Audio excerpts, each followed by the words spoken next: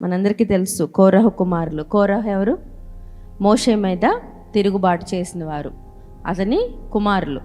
వారిని వారి grand son. కోరహకు వెంటనే కుమారులు కాదు, కానీ వారి గ్రాండ్ సన్స్ని ఏమంటారంటే కోరహు కుమారులను కూడా అంటారు. మనం కోరహు కుమారుల విషయంలో జ్ఞాపకం చేసుకోవాల్సిన అంశం ఏంటి అంటే, మనం ఒక శ్రేష్టమైన మాట చూస్తాం. కోరహు కుమారులు చావలేదు.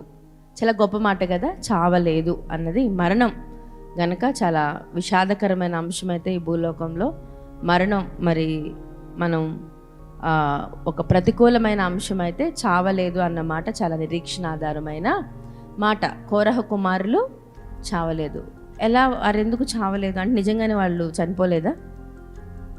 కానీ తర్వాత చనిపోయినప్పటికీ కోరహు కుమారులు మరి నిజంగా చాలా గొప్ప శ్రేష్టమైన ఆధిక్యతలను పొందుకున్నారు. ఎందుకో తెలుసా?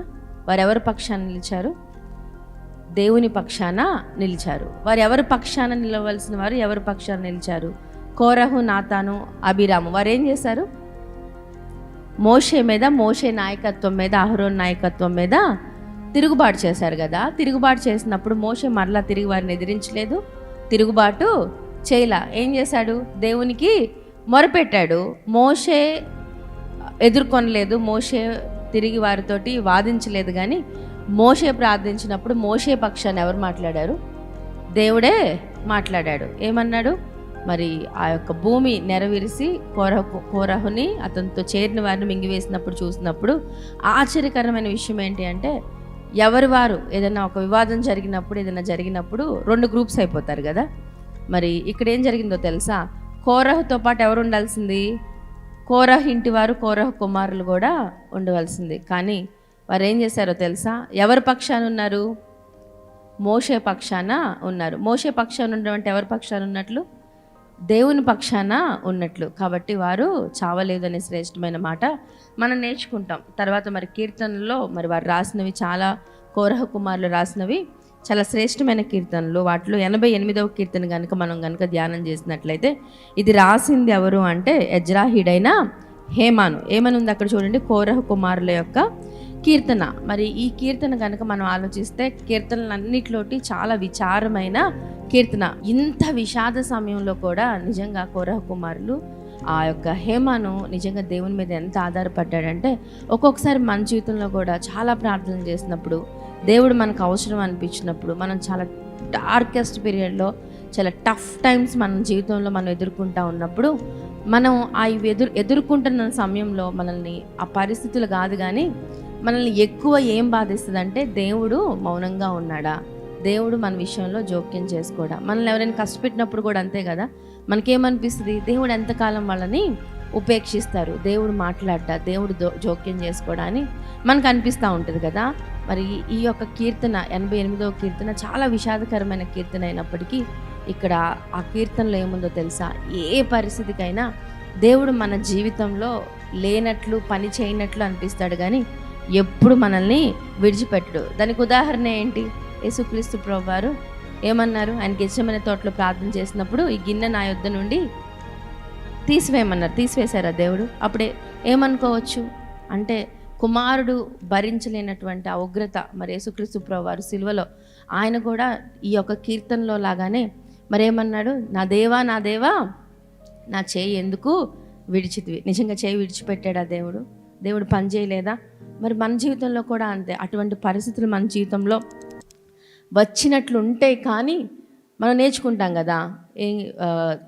23వ కీర్తన, గాఢాంధకారపు లోయలలో నేను సంచరించినను. ఆ గాఢాంధకారపు లోయల్లో మనకి ఎవరైనా కనిపిస్తారా?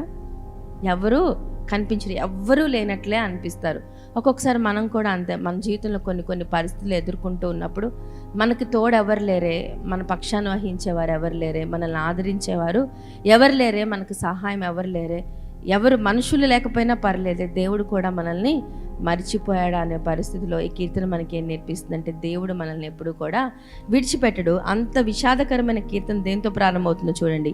యెహోవా నాకు రక్షణకర్త ఒక దేవా, రాత్రి వేళ నేను నీ సన్నిధిని మొరపెట్టునాడు, నా ప్రార్థన నీ సన్నిధి చేరునుగాక. ప్రార్థించినప్పుడు మనకేమనిపిస్తుంది? ఇంకా అయిపోయిందిలే, పని అయిపోయింది, ఖచ్చితంగా జరుగుతుంది అనిపించదా? అనిపిస్తుందా? కానీ ఆ తర్వాత ఆ కీర్తన చదివినట్లయితే మరి ఇంకా ఆ ప్రారంభంలోనే ప్రార్థన నీ సన్నిధిని చేరును గాక అన్నాడు కదా, ఇంకా ముగింపులోకి వచ్చేసరికి దేవుడు ఆన్సర్ చేసేస్తాడని అనిపిస్తుంది కదా. కానీ ఆ కీర్తన అలా ముగించబడదు. ఒక్కొక్కసారి అంతే, మనం ప్రార్థిస్తూ ఉన్నప్పుడు వాటికి జవాబు లేదు అనిపిస్తుంది, కానీ అటువంటి సమయంలో మనం ఏం తెలుసుకుంటామో తెలుసా, ఇంకా దేవుణ్ణి ఇంకా దేవునికి దగ్గర అవుతాం. ఇంకా మన శ్రమల్లో మనం మొరపెట్టినప్పుడు మన దేవుడు ఎవరో మనకి తెలుస్తుంది. ఇక్కడ అక్కడ మాటలన్నీ చూస్తే ఆ యొక్క కీర్తనాకారుడు ఎంత వేదన అనుభవిస్తున్నాడంటే, అక్కడ ఆ మాటలు చూడండి అన్ని. ఇక్కడ ఏముందంటే, ఆపద, నా ప్రాణము పాతాళానికి సమీపించింది, సమాధిలోనికి దిగువారి వల్లే ఉన్నాను, చచ్చిన వారి వల్లే ఉన్నాను, సమాధిలో పడి ఉన్న హతుని వల్లే ఉన్నాను, ఎవరు నన్ను ఇంకా స్మరించుకోవట్లేదు, నేను నీ చేతిలో. ఈ మాటలన్నీ వింటా ఉంటే అలా ఆ మాటలన్నీ ఎలా ఉన్నాయి, చాలా నిరాశగా అనిపిస్తున్నాయి కదా. చాలా ఇంకా వేరే ఏమీ లేదు అనిపిస్తూ ఉంది, ఏమాత్రం ఆశ కూడా లేదనిపిస్తూ ఉన్నప్పుడు చాలా అద్భుతమైన మాట ఏంటో తెలుసా, అక్కడ చూడండి 8వ వచనంలో కూడా, నా నెలవరును నాకు దూరముగా నీవు ఉంచును. అన్ని విధాలుగా దేవుని నుంచి ఏం కనిపించట్లేదు. దేవుడు ఎప్పుడు సహాయం చేస్తాడో అనుకుంటారు, ఎప్పుడు వస్తారో అనుకుంటున్నప్పుడు మనం ఏమనుకోవచ్చు, షడ్రకు మేషకు అబేద్నెగో అని వారిని అగ్నిగుండం 7 చేయకముందే రావచ్చు కదా, లేకపోతే అగ్నిగుండం సమీపించినప్పుడే రావచ్చు కదా అనుకుంటాం. కానీ అద్భుతకరమైన విషయం ఏంటి, అగ్నిగుండంలో ఉన్నప్పుడు వాళ్ళతో ఎవరున్నారు, దేవుడు ఉన్నాడు. ఒక్కొక్కసారి దేవుడు లేడు అనిపిస్తుంది, కానీ దేవుడు ఎవరితో ఉంటారు, మనతోనే ఉంటాడు, మన శ్రమల్లో ఆయన ఉంటాడు. ఇవన్నీ చూసినప్పుడు మనకి 9వ వచనం చూడండి. ఇక్కడ ఆశ్చర్యకరమైన విషయం ఏంటంటే, పరిస్థితి ఎంత దిగజారుతున్నా, ఎంత ఆశాజనకంగా ఉన్నా, ఈ యొక్క కీర్తనాకారుడు, ఈ కోరహ కుమారుడు హేమాను ఏం మానలేదో తెలుసా, ప్రార్థన మానివేయలేదు. చూడండి, బాధ చేత నా కన్ను క్షీణించుచున్నది, యెహోవా ప్రతిదినము నేను నీకు మొరపెట్టుచున్నాను, నీ వైపు నా చేతులు చాపుచున్నాను. చూసారా, ప్రతిదినము నీ వైపు నా చేతులు చాపుచున్నానంటే ఇదేం ప్రార్థన, ఎడతెగని ప్రార్థన, మానని ప్రార్థన. కాబట్టి మన జీవితంలో ఎటువంటి పరిస్థితుల్లోనైనా మనకు ఉండాల్సింది ఏంటో తెలుసా, కాన్స్టెంట్ ప్రేయర్. ఎప్పుడు కూడా మనం ఏం చేస్తూ ఉండాలి, మన పరిస్థితి ఎలా అయినప్పటికీ మనం ఏం చేస్తూ ఉండాలి అంటే దేవుణ్ణి ప్రార్థించాలి. ఇంకా చివరిగా చూసినట్లయితే ఇటువంటి పరిస్థితిలో కూడా చూడండి, అక్కడ మళ్ళీ ఆ మాటలే ఉన్నాయి.